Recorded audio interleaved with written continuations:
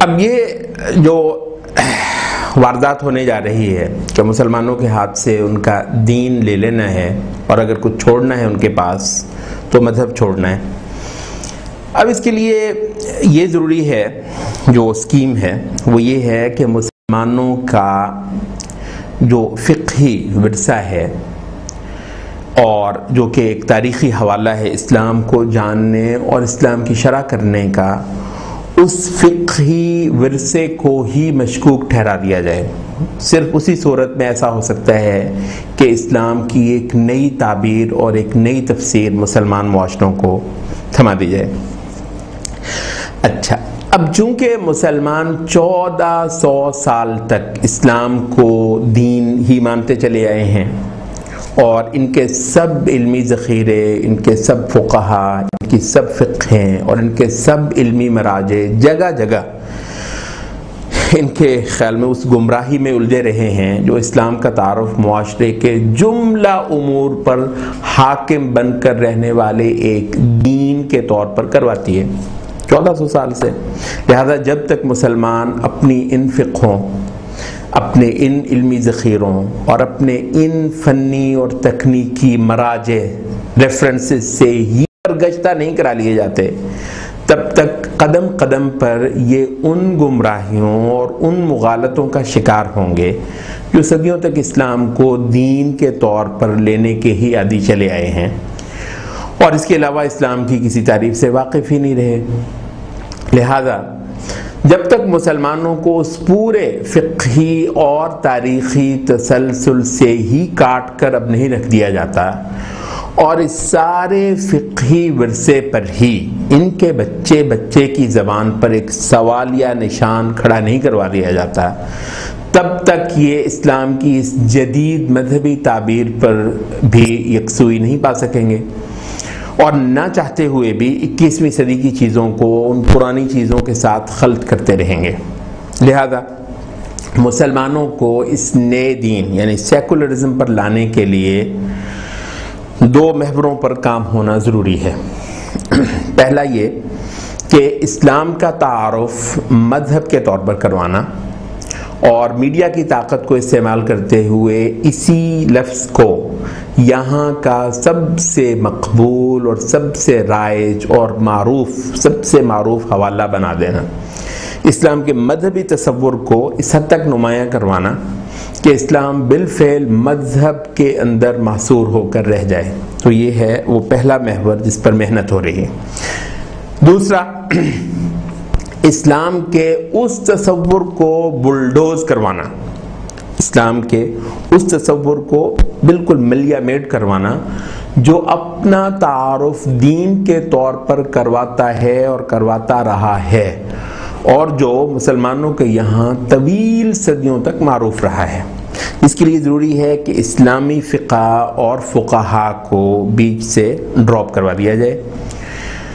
ان لوگوں کو خوب معلوم ہے کہ دور آخر کے مسلم معاشروں کو اپنے مصادر شریعت کے جو مصادر ہیں کتاب و سنت کے ساتھ جڑنے کے لیے دور سلف کی فقہ اور فقہا کا ایک مضبوط ٹانکا لازماً درکار ہے. مصادر شریعت جو کہ کتاب و سنت ہیں ان کے ساتھ جڑنے کے لیے ان مسلم معاشروں کو دور سلف کی فقہ اور فقہا کا ایک مضبوط ٹانکا لازماً درکار ہے. لہذا مسلمانوں کو اس نئے دین، یہ جو نیا دین اکبری ان کو دیا جا رہا ہے، اس نئے دین پر لانے کے لیے اشد ضروری ہے کہ علمی زوال کا شکار آج کے ان مسلم معاشروں اور ان کے مصادر شریعت کے مابین، ان مسلم معاشروں اور ان کے ان مصادر شریعت جو ہیں ان دونوں کے مابین لگے ہوئے اس ٹانکے کو توڑ دیا جائے جس کا نام فقہ اور فقہا ہے. اور جب ایسا ہو جائے تو پھر ان کو دلیل بازی کی، مسلمان بیچارے جن کے پاس شریعت کا علم بھی نہیں ہے، ان کو دلیل بازی کی ایک نئی مہم پر روانہ کروایا جائے. ایک ایسے دور اور ماحول میں جہاں علم اور علماء نہ ہونے کے برابر رہ گئے ہوں، ایک ایسے کورے معاشرے پر استعمار کے اور استشراق کے ہونہار شاگردوں کے غول چھوڑ دیے جائیں جو مسلم امت کے اجماع کا مذاق اڑاتے پھریں، فقہائے امت کے علمی معیاروں کا بودھا پن ثابت کرتے پھریں، دین کے بنیادی ترین امور کو ایک تفسیر نو کا ضرورت مند جانے، یہاں تک کہ کتاب اور سنت کی ہی ایک نئی تاریخ امت کو جاری کر کے دیں۔ چنانچہ جہاں ایک نئی تصویر بنائی جا رہی ہو دین کی، اسلام کی، جہاں ایک نئی تصویر بنائی جا رہی ہو وہاں پرانی تصویر مٹائی بھی جا رہی ہو۔ یہ دونوں کام بیک وقت ساتھ ساتھ کرنا ہوں گے ان لوگوں کو۔ لہذا یوں تو کسی قوم کے، ان کا جو اپنا اصول ہے سیکولر حضرات کا، یوں تو کسی قوم کے مذہبی امور میں مداخلت سے ہی نہیں، اور خود سیکولرزم کے اصول بھی اس کے متحمل نہیں اصولاً، لیکن اس خاص خدشے کے پیش نظر جو کہ ابھی پیچھے ہم ذکر کر آئے، اور حفظ ما تقدم کے طور پر، پری ایمپٹیو میجر کے طور پر، اور عالم اسلام میں اس نئے دین سیکولرزم کا مستقبل محفوظ بنانے کے لیے یہ ضروری ہے کہ فقہ کے یہ سب مراجع مسلمانوں کے ہاتھ سے لے کر رکھوا دیے جائیں۔ وحی کے فہم اور استنباط کے سلسلے میں وہ سب مسلمات اور وہ سب طے شدہ باتیں، وحی کے فہم استنباط کے سلسلہ میں وہ سب مسلمات اور وہ سب طے شدہ باتیں جو 1400 سال سے اس امت کے تمام علمی حلقوں کے ہاں محکم اور محکم مانی گئی ہیں، ان سے ترک کروا دیے، یہاں تک کہ تواتر اور اجماع ایسے الفاظ اور اصطلاحات بھی ان کی زبانوں سے کھرچ کھرچ کر اتار دیے جائیں۔ رہ گئی سنت، اجماع تو گیا، رہ گئی سنت، تو اس کی تعریفی پر اس قدر دھول اٹھا دی جائے کہ یہاں ہر چوراہے پر یہ دنگل ہو رہا ہو کہ وہ سنت جو اس امت کا نبی اپنے پیچھے چھوڑ گیا ہے صلی اللہ علیہ وسلم، اور جس کو ان کا نبی ڈاڑوں سے پکڑ کر رکھنے، عضوا علیہا بالنواجذ،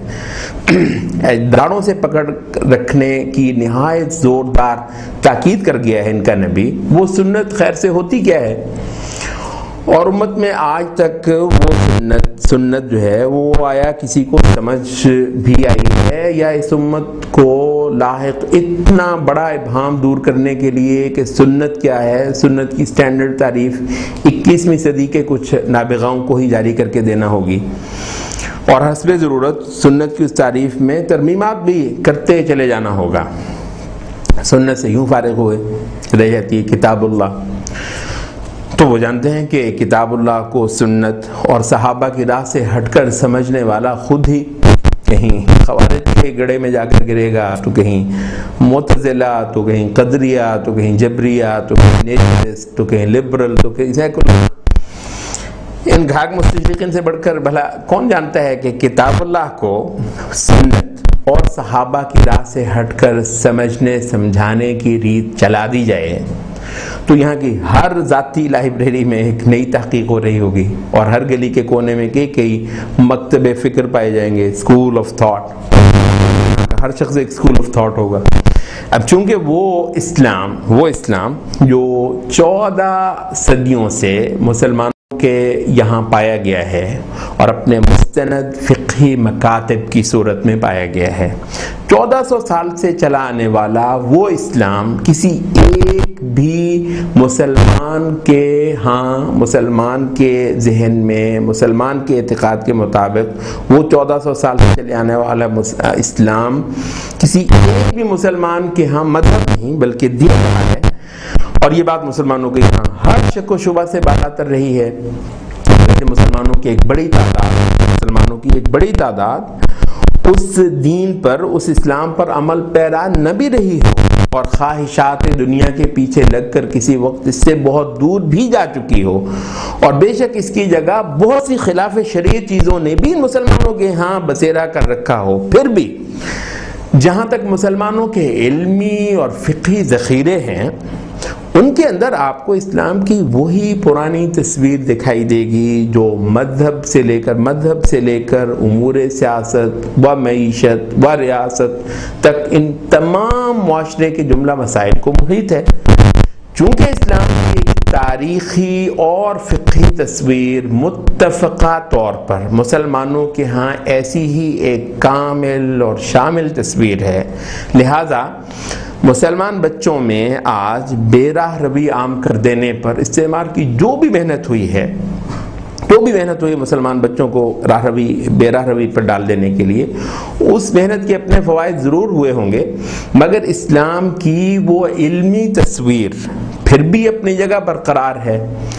جو ان کو، مسلمان بچوں کو واپس آنے کے لیے مسلسل اپنی طرف بلاتی ہے۔ اسلام کی وہ علمی تصویر اللہ کا شکر ہے اب بھی قائم ہے، اور ان بے راہ روی میں پڑے مسلمانوں کے بچوں کو اسلام کی وہ صاف ستھری تصویر جو ہے آج بھی اپنی طرف بلاتی ہے۔ کم از کم بھی یہ ہے کہ اسلام کی وہ علمی تصویر آج بھی مسلمانوں کو ان کے انحرافات کی پیمائش میں مدد دیتی ہے۔ اس گھر کا بولا ہوا کوئی شخص واپس آنے کا ارادہ کر لے تو کم از کم اس کا راستہ تو پھر بھی کھلا ہے، جب تک وہ اسلام کی وہ علمی تصویر واضح ہے۔ چنانچہ جب بھی ان مسلمانوں کے بچے اسلام کی طرف واپس آتے ہیں، اور یہ ایک ایسا خطرناک عمل ہے ان کی نگاہ میں جو نہ صرف تیزی کے ساتھ شروع ہو چکا ہے بلکہ ایلیٹ کے بچے بھی دن بدن اسلام کی طرف آ رہے ہیں، تو جب بھی مسلمانوں کے بچے سنجیدگی کے ساتھ اسلام کی طرف لوٹتے ہیں تو پھر وہ وہی ڈراؤنا اسلام ہوتا ہے جو کم از کم علمی حد تک وہی 1400 سال پرانا ایک تسلسل ہے۔ لہذا استعمار کے زیر اشارہ کام کرنے والے ٹی وی اور سینما اور تھیٹر اور ریڈیو اور اخبارات کی یہ جو سب کوششیں مسلمانوں میں اب تک بے عملی، بے راہ روی لے آنے پر ہی مرکوز کروا رکھی گئی تھیں، یہ مسلمانوں کو صرف بے راہ روی میں ڈال دینا اس مسئلے کا کوئی بہت زبردست دیرپا حل نہیں ہے ان کی نگاہ میں۔ اصل کام ان کے نگاہ میں اب یہ ہے کہ اسلام کی اس علمی تصویر کو ہی بدل کر رکھ دیا جائے۔ ان کی نظر میں اس گھر سے اس کے بچوں کا ایک بڑی تعداد کے اندر بھگا لیا جانا بھی کتنا ہی خوشائند ہو، اس گھر سے اس کے بچوں کا ایک بڑی تعداد کے اندر بھگا لیا جانا کتنا ہی خوشائند ہو، کافی بہرحال نہیں۔ گھر تو گھر ہے، سب نہ سے ہی کچھ مسلمان بچے تو کسی نہ کسی وقت واپسی کی راہ لے ہی لیں گے، اور کیا بعید ایسے کچھ بچے ہی اس فرعون کے محلات مسمار کر دینے کو کافی ہوں۔ اب تو کسی طرح یہ یقینی بنایا جائے کہ اس گھر کے بچے جب واپس آئیں تو بھی ان کو یہ گھر نہ ملے۔ اصل کامیابی یہ ہوگی کہ مسلمان بچے بے راہ روی چھوڑ کر اسلام کی جانب لوٹیں بھی تو ان کو کسی اور ہی اسلام سے واسطہ پڑے۔ ہاں ایسا ہو جائے پھر تو کیا ہی بات ہے، رہے بانس اور نہ بجے بانسری۔ جب ایسا ہو جائے گا تو پھر مسلمانوں کے بچے بے راہ رو ہو لیں یا مذہب پسند ہو لیں، سبھی راستے روم کو جا رہے ہوں گے۔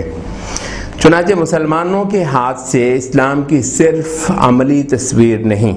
یہ نہایت نوٹ کرنے کی بات ہے، مسلمانوں کے ہاتھ سے اسلام کی صرف عملی تصویر نہیں بلکہ اسلام کی علمی تصویر ہی کو چھین لے جانا آج اس گلوبلائزیشن کے ایجنڈا پر سر فہرست ہے۔ بلکہ حق یہ ہے کہ آج کی یہ جنگ صرف اس ایک نقطے پر ہو رہی ہے، اس کے علاوہ کوئی اور ایجنڈا اس جنگ کے پیچھے ہے ہی نہیں۔ یہ ایک چیز ہے جو ہمارے پاس بچی رہ گئی تھی، اور یہ ایک ہی چیز ہے جسے اس بار وہ ہمارے یہاں سے لینے آئے ہیں، اور اس کو لیے بغیر اس بار وہ ہمارے یہاں سے جانے والے نہیں۔